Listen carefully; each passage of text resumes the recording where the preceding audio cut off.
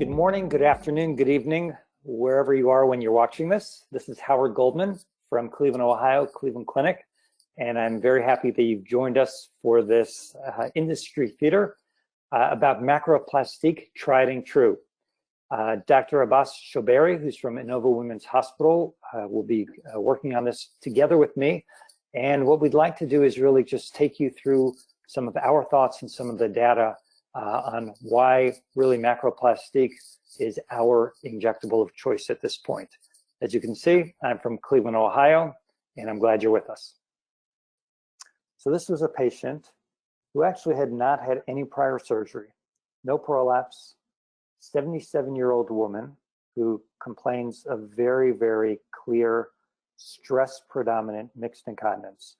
Very, very mild urgency, some very mild urgent incontinence just when she would say herself, you know, she could hold it for a few hours, but then she would be watching a TV show and she just didn't want to get up. And then sometimes she would leak on the way. But otherwise, her main issue was really stress incontinence. She also did mention that she had a little bit of a slow stream. You know, she had not had any prior surgery, no prolapse on exam. So I was not really concerned that there was something major going on about that slow stream. On exam, she did have clear leakage with provocation. Her postvoidal residual was about 80, and her Q-tip test showed urethra that really didn't move at all. So in this case, I think, you know, one could certainly make a case to do urodynamics, or at least the uroflow, given the slow stream that she has. And we'll come back to that in a moment. So what kind of options do you think you would discuss with this patient? So I would have done a uroflow on her, but I'm not quite sure whether that would have actually changed my management, given that she really doesn't have much of hypermobility of the urethra.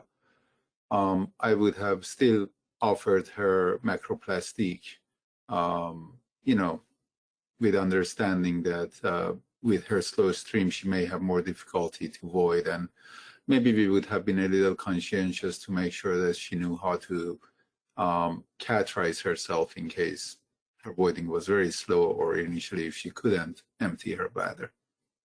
Yeah, I agree. So, I mean, in this patient, she was relatively old, and that is certainly not a reason not to take someone to surgery. I have plenty of older women who get slings who do great.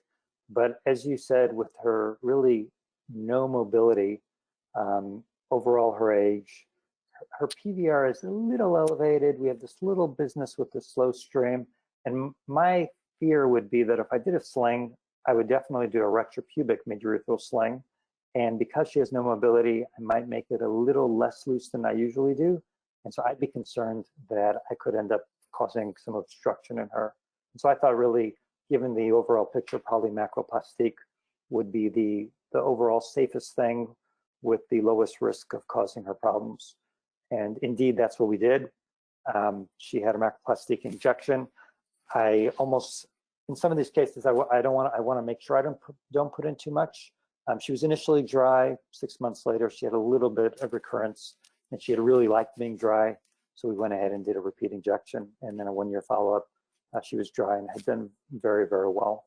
So again, I mean, I think the point here is, well, in some of these cases, there are, you know, a number of options for treatment, but I think in particular cases, macroplastique for you know, various different reasons, often is a minimally invasive option that really generally is not going to cause much harm, can be quite a good option. And that's great.